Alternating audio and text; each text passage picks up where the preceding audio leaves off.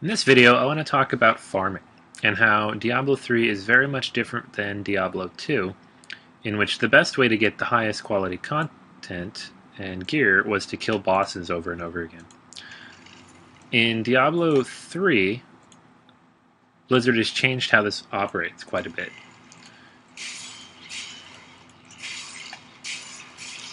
Instead of killing the same boss over and over again, Blizzard now wants you to hunt down packs of mobs as well as containers or floor tiles, as you saw there, that contain rare items. Basically, the more things you access, the more mobs you kill, the better chance you have of getting rare items. So packs like this, in which there are 10 or 15 mobs,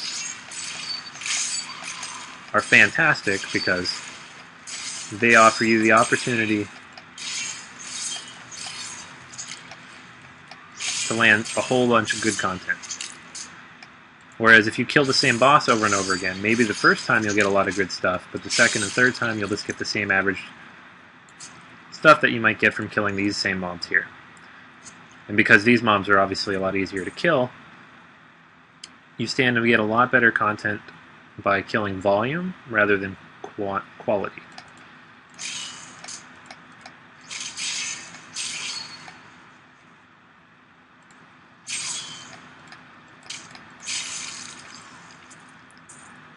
Not only that, but you'll also get a higher volume of gold, which can be used to buy items or trade in for the cash on the real money auction house.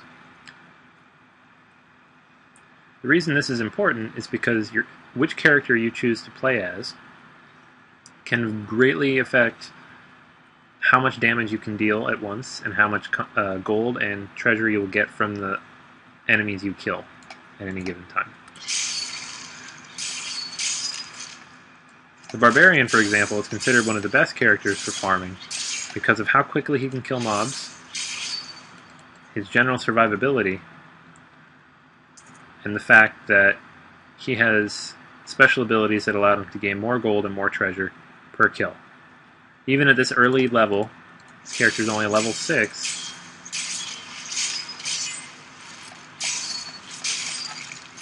there's quite a bit you can do to kill mobs faster and get better items out of them.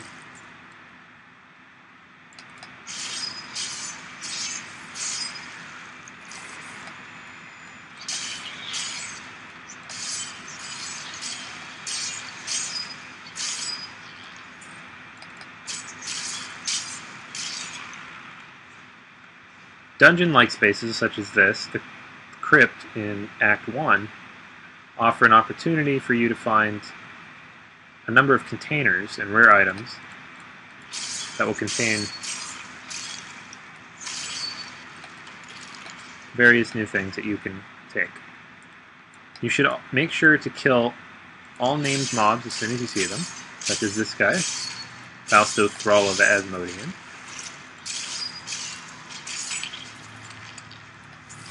They'll be found among packs of mobs as well.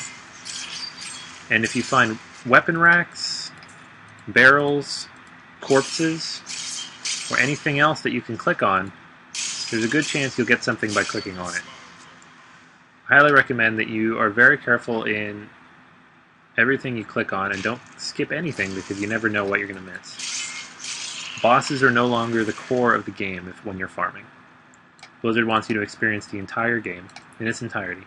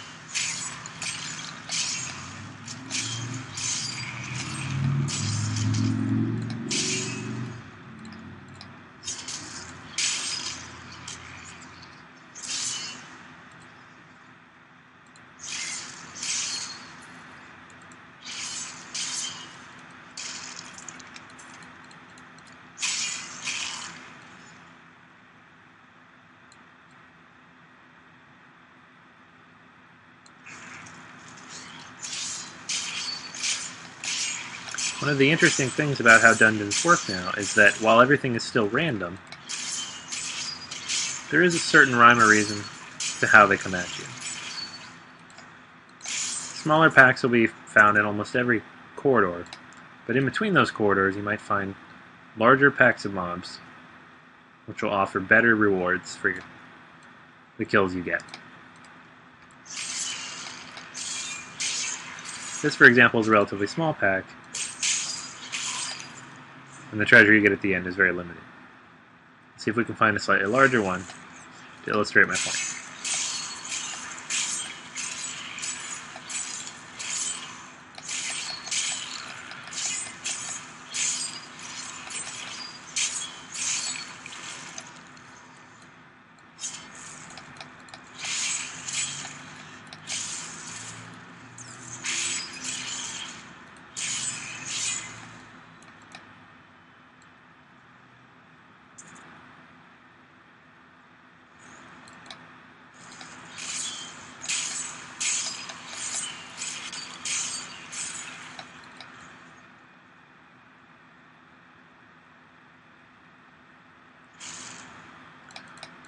While farming, I also recommend that you try not to leave any part of the map unturned.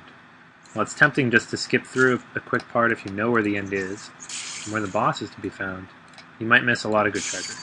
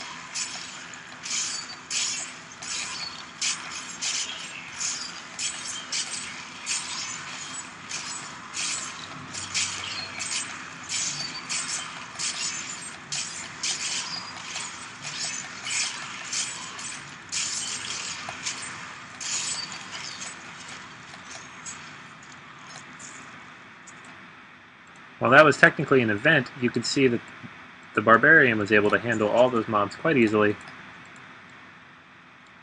and had they been a normal pack of mobs, it would have cleaned up quite nicely in terms of gear.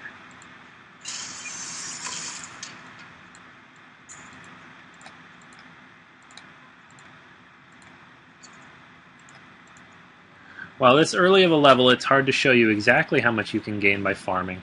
You get the general idea that if you focus more on large packs of mobs, you're getting a lot better content out of the time you spend in the game. So get out there, start hacking, and have a lot of fun. Thanks.